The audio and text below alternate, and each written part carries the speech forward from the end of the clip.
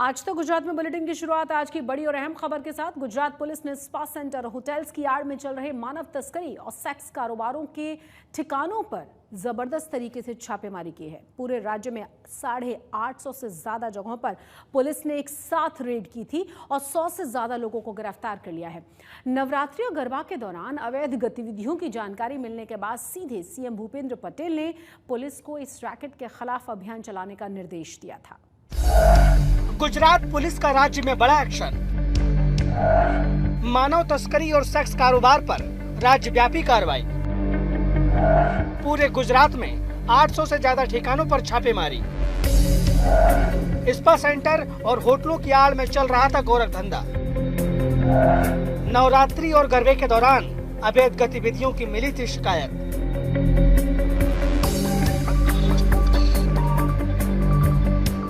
पिछले 24 घंटों में गुजरात पुलिस ने जैसी कार्रवाई की है वैसी शायद पहले कभी नहीं हुई। पूरे राज्य में मानव तस्करी और सेक्स कारोबार के गोरख धंधे में लगे लोगों के बीच हड़कंप मच गया। गुजरात पुलिस ने देखते ही देखते मानव तस्करी, अवैध स्पा संचालन के धंधे पर ताबड़तोड़ कार्रवाई की। एक दो नहीं, पूरे राज्य में 851 ठिकानों पर पुलिस ने छापे मारे। करीब 105 लोगों की गिरफ्तारी की खबर है।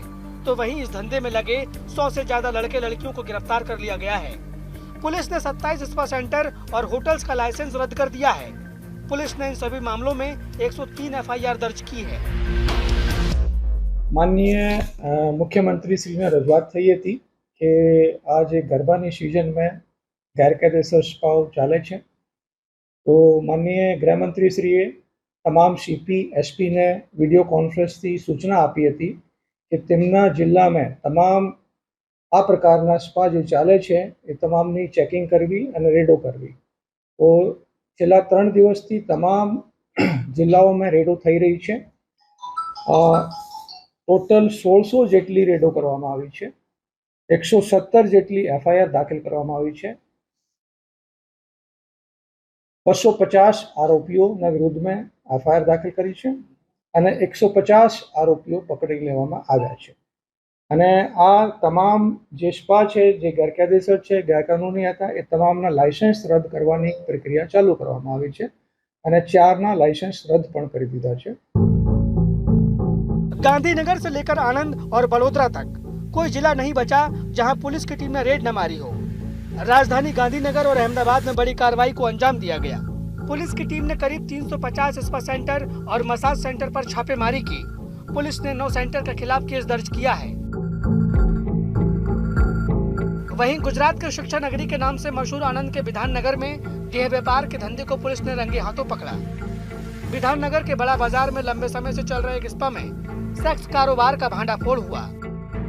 वेलकम स्पा के मालिक सलमान फरीद शेख और उनकी पत्नी सीमा राजाराम नारायण को गिरफ्तार कर लिया गया है।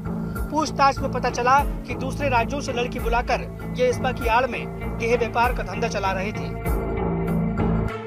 विद्यानगरना दिवाळीबा कोम्प्लेक्समां रेड करी अने स्पानी आड़मां चालतो देह व्यापारनो धंधानी स्थळ पर कायदेसरनी कार्यवाही करवामां आवेली छे। आ जग्याए रेड करता स्पाना संचालको सीमा राजाराम नारायण भवार રહેવાસી मुंबई तथा सलमान फरीद शेख રહેવાસી उत्तर प्रदेश नाओने 2 દીકરીઓ સાથે દેહના વેપાર કરતા પકડી પાડેલ છે અને આ બંને આરોપીઓના વિરુદ્ધમાં કાયદેસરની કાર્યવાહી કરવામાં આવેલ છે। बड़ोदरा में पुलिस के एंटी ह्यूमन ट्रैफिकिंग स्क्वाड ने स्थानीय क्राइम ब्रांच के साथ मिलकर ओल्ड पादरा रोड पर छापेमारी की। यहाँ स्पा में काम कर रही 4 महिलाओं को मुक्त कराया गया। तो सरकार को मानव तस्करी और सेक्स कारोबार की अवैध गतिविधियों के तेज होने की जानकारी मिली थी। खुद सीएम भूपेंद्र पटेल ने सभी जिलों के एसपी को सख्त और औचक कार्रवाई का आदेश दिया था। खुद गृह मंत्री हर्ष संघवी पूरे कार्रवाई पर नजर बनाए हुए थे। उन्होंने एक दिन पहले ही अधिकारियों के साथ बैठक की थी और मानव तस्करी के खिलाफ बड़े पैमाने पर अभियान चलाने का निर्देश दिया था। आ टोटल जे रेडो छे ए चालू रहेशे અને જ્યાં સુધી ગરબા અને દિવાળીની સિઝન છે, તહેવારોની સિઝન છે, આ સિઝનમાં આ ગેરકાયદેસર પ્રવૃત્તિ નહીં ચલાવી લેવામાં આવે અને બીજી પણ પ્રવૃત્તિઓ પર આ ગરબાના ટાઈમ ઉપર રેડો કરવામાં ચાલુ છે। જે રીતે ડ્રગ્સ ઉપર ખાસ ઝુંબેશ હાથ ધરવામાં આવી છે। દરેક જિલ્લામાં અમારી એસઓજીની ટીમ ગરબાઓમાં વોચ રાખી રહી છે. વેચાણ કરવાવાળા અને પેડલર ઉપર ખાસ રેડો કરવામાં આવી રહી છે. अगर सरकार और पुलिस ऐसी ही सख्ती कायम रखे तो गुजरात में कानून व्यवस्था भी नंबर 1 पर आ जाएगी। गांधीनगर से अतुल तिवारी, आनंद से हिताली शाह, बनासकांठा से धनेश परमार और बड़ोदरा से दिग्विजय पाठक के साथ आज तक ब्यूरो। इजराइल फिलिस्तीन युद्ध को लेकर पूरी दुनिया की राजनीति गरमाई हुई है। अहमदाबाद में भी इसका असर शुक्रवार को देखने को मिला है। ऑल इंडिया मजलिस इत्तेहादुल मुस्लिमीन यानी कि AIMIM के द्वारा अहमदाबाद में फिलिस्तीन के समर्थन में धरने का आयोजन किया गया था। शुक्रवार दोपहर के बाद नमाज जुमा के बाद अहमदाबाद स्थित सिदी सैयद की जाली वाली मस्जिद के बाहर बड़ी संख्या में धरने पर लोग यहां पर बैठे और फिलिस्तीन पर इजराइल की कार्रवाई का विरोध किया गया। हालांकि स्थानीय पुलिस ने AIMIM के कार्यकर्ताओं को धरना देने से रोक दिया और गिरफ्तार कर लिया गया। इस दौरान अल्लाह अकबर के भी नारे लगाए गए और पुलिस की कार्रवाई का भी जमकर विरोध किया गया। लोगों पे वहाँ जुल्म हो रहा है, वहाँ पीने की पानी की व्यवस्था नहीं है, खाने की व्यवस्था नहीं है।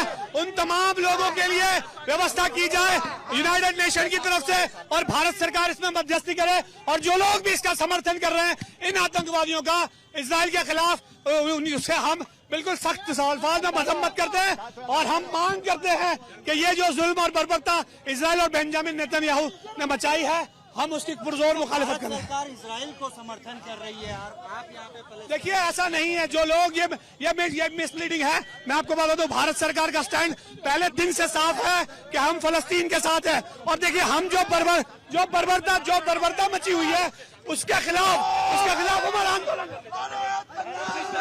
इजराइल और फिलिस्तीन के बीच में हो रहे भीषण युद्ध को लेकर अहमदाबाद के लाल दरवाजा में सिदी सैयद की जाली के पास AIMIM के नेताओं के द्वारा विरोध प्रदर्शन किया जा रहा है। AIMIM का कहना है कि इजराइल जिस प्रकार से कार्यवाही कर रहा है सरकार उसको लेकर अपना स्टैंड बताए और जिस प्रकार से आप देख रहे हैं जो भी कोई विरोध कर रहा था फिलहाल पुलिस द्वारा तमाम को अभी फिलहाल यहाँ पे उनकी सबकी अटकायत की जा रही है और खास करके अगर आज के दिन की बात की जाए तो पैलेस्टाइन के खिलाफ जो कार्यवाही कर रहा है इजराइल उसको लेकर भी कहीं ना कहीं ये विरोध प्रदर्शन किया जा रहा है।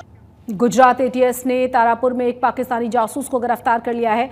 आरोपी लाभशंकर महेश्वरी मूल रूप से पाकिस्तानी हिंदू है जो फर्टिलिटी के इलाज के लिए 1999 में अपनी पत्नी के साथ पाकिस्तान से भारत चला आया था। शुरुआत में वो तारापुर में रहा और वहां अच्छा खासा कारोबार जमा लिया। 2006 में उसे भारत की नागरिकता मिल गई। पुलिस के मुताबिक 2022 में लाभशंकर अपने माता पिता के मिलने के लिए पहुंच गया था पाकिस्तान। यहां वो पाकिस्तानी खुफिया एजेंसी के संपर्क में आया, वहां इसका ब्रेन वॉश किया गया। तभी से वो पाकिस्तानी खुफिया एजेंसी के साथ संपर्क में था। आरोप यह है कि आरोपी ने व्हाट्सएप अकाउंट बनाए और सिम कार्ड पाकिस्तान भेजे, उसके एवज में उसे पैसे मिले। गुजरात ATS और एयरफोर्स इंटेलिजेंस ने इसे अपनी बड़ी कामयाबी बताया है। એની ફેમિલી ત્યાં છે તો જો એને ફેમિલીને મળવા માટે જો પાકિસ્તાન ગયો હતો એના ફાધર એના મધર જો ત્યાં હતા और બીમાર હતા એને મળવા ગયો।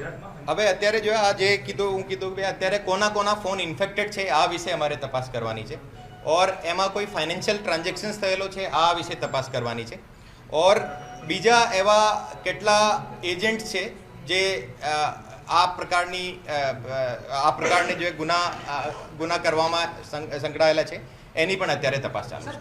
गुजरात में इन दिनों आग लगने की घटनाएं काफी बढ़ गई हैं। वलसाड जिले में एक लग्जरी बस में अचानक से आग लगी और भगदड़ मच गई। बस में बैठे हुए सभी 18 पैसेंजर सही वक्त पर बाहर निकल आए, वरना कोई बड़ी अनहोनी घटना घट सकती थी। उधर महिसागर के लुनावड़ा में एक चलती हुई कार में अचानक से आग लगी और ये कार आग का गोला बनी हुई नजर आई। इस हादसे में कार सवार शख्स कूदकर बाल अपनी जान को बचाने में कामयाब रहा। चंद मिनट में ये पूरी कार जलकर स्वाहा हो गई। उधर वडोदरा में भी कॉम्प्लेक्स की पार्किंग में खड़ी हुई गाड़ियों में अचानक से आग लग गई थी। इसकी वजह से एक कार और 6 स्कूटर जल गए। रहस्यमयी तरीके से लगी इस आग का अभी तक कारण नहीं पता चल सका है। गुजरात के कच्छ जिले से छोटे से गांव धोरडो को बेस्ट टूरिज्म विलेज घोषित कर दिया गया है। संयुक्त राष्ट्र के वर्ल्ड टूरिज्म ऑर्गेनाइजेशन ने दुनिया के 54 गांवों में गुजरात के धोरडो को पहला स्थान दिया है। गुजरात सरकार हर साल यहां कच्छ के रण में उत्सव का आयोजन करती है। इस गांव को दुनिया के मानचित्र पर लाने के लिए प्रधानमंत्री नरेंद्र मोदी का बड़ा हाथ माना जाता है। धोडो एक छोटा सा गांव है जहां 1000 से भी कम लोग रहते हैं, लेकिन रण उत्सव के शुरू होने के बाद यहां इंफ्रा तेजी से बढ़ गया है। हर साल दिसंबर के महीने में यही टेंट सिटी बनाई जाती है, जहां रहने के लिए दूर दूर से सैलानी पहुंचते हैं और कच्छ के रण की प्राकृतिक सुंदरता का आनंद उठाते हैं। सूरत के एक ज्योतिषाचार्य गोविंद मुंदड़ा इन दिनों खूब चर्चाओं में हैं और इसके पीछे की वजह है उनका वो दावा जो उन्होंने आने वाले लोकसभा और 5 राज्यों में होने जा रहे विधानसभा चुनावों को लेकर किया है। उन्होंने इन चुनावों में बड़ा उलटफेर होने का दावा किया है। अभी सुनिए। देश के 5 राज्यों के विधानसभा चुनाव का ऐलान हो चुका है। इन राज्यों में चुनाव जीतने के लिए पार्टियां राजनीतिक दमखम दिखा रही हैं। हर पार्टी के अपने अपने दावे हैं। इन राज्यों में राजस्थान, मध्य प्रदेश, मिजोरम, छत्तीसगढ़ और तेलंगाना राज्य शामिल हैं, जहां पर चुनाव होने जा रहे हैं। 5 राज्यों में नेताओं के दावे अलग अलग हैं। उनकी अपनी अपनी सरकार बनेगी ऐसा वो दावे कर रहे हैं, लेकिन ज्योतिष शास्त्र ने भी कुछ इस पर रिसर्च किया है। सूरत के ज्योतिषाचार्य हैं गोविंद मुंदड़ा, जिन्होंने कांग्रेस, बीजेपी, राहुल गांधी, नरेंद्र मोदी को लेकर रिसर्च किया है। कुछ कुंडली उन्होंने खंगाली है। वो कुछ क्या कह रही है, इन राज्यों में किसकी जीत होगी, किसकी सरकार बनेगी। गोविंद मुंदड़ा से ही बात कर लेते हैं। गोविंद जी, बताइए कि आपने क्या कुछ रिसर्च किया है और किस आधार पर किया है कि 5 राज्यों में किन की सरकार बन रही है और क्यों बन रही है। ओके, सर्वप्रथम आपके दर्शकों को नमस्कार। मैंने 4 कुंडलियों का अध्ययन किया है, जिसमें नरेंद्र मोदी जी की कुंडली है, राहुल गांधी जी की है, भारतीय जनता पार्टी की और कांग्रेस की कुंडली का अध्ययन मैंने किया है। अगर 5 राज्यों के चुनाव के बारे में अगर आप हमसे बात कर रहे हैं तो इस टाइम मैं देख रहा हूँ नरेंद्र मोदी जी की कुंडली 17/9/1950 का इनका जन्म है, वडनगर का जन्म है। वृश्चिक राशि की कुंडली है। वर्तमान में इनकी कुंडली के अंदर मंगल की महादशा चल रही है, जो इनके लग्नेश है। और अगर 30 अक्टूबर की, अभी जो 30 अक्टूबर आने वाला है, उस दिन राहु और केतु का परिवर्तन है, गोचर परिवर्तित करने वाले हैं। राहु जाएंगे मीन राशि में और केतु जाएंगे कन्या राशि में। और मोदी जी की कुंडली में सूर्य केतु का ग्रहण दोष लाभ स्थान में 11वें स्थान में पहले से ही है, और इस टाइम केतु वापस कन्या राशि में आके सूर्य के साथ गोचर में भी ग्रहण बनाएंगे। राहु मीन राशि में रहेंगे तो राहु भी सूर्य के सामने होंगे। इस वजह से ऐसा लगता है कि इस टाइम जो मोदी जी का जो जादू अभी तक चल रहा था वो थोड़ा सा कम पड़ता हुआ दिखता है। और बात करें भारतीय जनता पार्टी की कुंडली की, तो भारतीय जनता पार्टी की कुंडली 17 अप्रैल 1980 की बनी हुई है। दिल्ली की कुंडली कर्क लग्न की कुंडली है, धनु राशि आती है इनकी। इनके कुंडली के अंदर देखें वर्तमान में तो इनकी कुंडली में भी मंगल की ही दशा वर्तमान में चल रही है। मंगल चलेगा 2025 तक। और वही बात करें तो इनके कुंडली में भी, भारतीय जनता पार्टी की कुंडली में भी सूर्य मीन राशि में और 30 अक्टूबर को राहु सूर्य के ऊपर से गोचर करेंगे। जब भी सूर्य कोई भी निगेटिव प्लैनेट से गोचर होता है और उसके कंजक्शन में आता है, तो जो प्रतिष्ठा होती है, मान सम्मान होता है, जो पद प्रतिष्ठा के लिए थोड़ा सा वो निगेटिव इम्पैक्ट दिखाता है। इस वजह से हम देख रहे हैं कि थोड़ा भारतीय जनता पार्टी को भी इस टाइम थोड़ी काफ़ी मेहनत करनी पड़ेगी।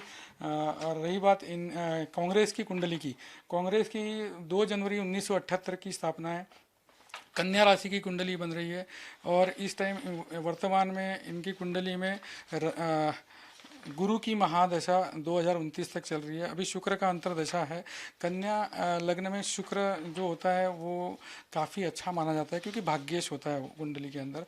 तो और रही बात राहुल गांधी जी की कुंडली की बात करें तो 19 जून 1970 की कुंडली है। ये धनु राशि बनती है। वर्तमान में इनकी तुला लग्न की कुंडली है और वर्तमान में राहु की दशा 2019 से इनको शुरू हुई है। और 30 अक्टूबर की मैं बात कर रहा था, 30 अक्टूबर में राहुल गांधी की कुंडली में 6ठे भाव से राहु का गोचर होगा। 6ठा, 3रा और 11वां राहु काफ़ी शुभ माना जाता है। तो इस वजह से ये सारा, अगर मैं बात करता हूँ ग्रह दशा, अंतरदशा, सूक्ष्म प्रत्यंतर दशा और महादशा वगैरह की और ग्रह गोचर की बात करें तो इस बार 5 राज्यों में से 4 राज्यों में मुझे कांग्रेस या कांग्रेस से जो संगठित जो भी उनके दल है उनकी सरकार आती हुई दिख रही है। और एक जो राज्य है राजस्थान, वहाँ थोड़ा कांटे की टक्कर है, लेकिन वो भी हम क्लियर इसलिए नहीं कर पाते 5 राज्यों के लिए क्योंकि वहाँ पर हमको अभी तक कोई भी मुख्यमंत्री की जो फेस है, जब तक उनकी हमारे पास में कोई एनालिसिस नहीं होगी हम क्लियर नहीं बताया पाएंगे। लेकिन फिर भी कुल मिला के जितने भी हमने यहाँ पर कुंडली का अध्ययन किया है उससे ये प्रतीत होता है कि इस बार कांग्रेस पिछले चुनावों के मुकाबले काफ़ी अच्छा करेगी। 5 में से 4 राज्य तो मुझे लगता है कि कांग्रेस के फेवर में है। और एक राजस्थान के लिए बात करें तो कांटे की टक्कर है, वहाँ पर शायद एज थोड़ा बीजेपी की साइड जाता हुआ दिखता है ग्रह गोचर के हिसाब से। तो ये रही 5 राज्यों के चुनाव की बात। आप कह रहे हैं कि 5 राज्यों में से 4 चुनाव जो है कांग्रेस के फेवर में जाते हुए नजर आ रहे हैं, एक राज्य बीजेपी के पक्ष में जाएगा। दूसरी बात है 2024 की लोकसभा चुनाव का भी आगाज कहीं न कहीं अब होने की तैयारी है, ज़्यादा समय नहीं है, विविध राजनीतिक पार्टियां संगठन बना चुकी हैं कांग्रेस के साथ। तो 2024 का चुनाव भी बहुत महत्वपूर्ण है देश के लिए। तो उसमें आपको क्या नजर आ रहा है कि नरेंद्र मोदी हो, बीजेपी हो, कांग्रेस हो, राहुल गांधी हो, कहाँ पर रहेंगे? जी, जैसे मैंने अभी बताया कि राहुल गांधी की कुंडली में 6ठे भाव में का राहु जाएगा। 18 महीने का गोचर होता है, 30 अक्टूबर से 18 महीना 6ठे भाव में राहु काफ़ी शुभ होता है। नरेंद्र मोदी जी की कुंडली में अगर देखिए तो महादशा लग्नेश की तो है, लेकिन सूर्य 18 महीने तक केतु के साथ में कंजक्शन में रहेगा, जो जन्म का भी उनका है साथ में। और उसके अलावा अगर मैं बात करूँ इंडिया गठबंधन की, तो 18 जुलाई 2023 को इनकी स्थापना हुई। अगर उस दिन की भी ग्रह नक्षत्र की वगैरह बात करें तो और भारतीय जनता पार्टी की कुंडली का अध्ययन करें तो ये प्रतीत होता है कि इस बार इंडिया जो गठबंधन है वो थोड़ा काफ़ी अच्छा प्रदर्शन करेगी भारतीय जनता पार्टी के मुकाबले। और नरेंद्र मोदी जी की कुंडली में जो गोचर की बात मैंने की थी उस हिसाब से लगता है कि पिछले कई चुनावों के मुकाबले इस बार नरेंद्र मोदी जी का जो करिश्माई जो चेहरा है वो थोड़ा फीका पड़ता हुआ दिखता है।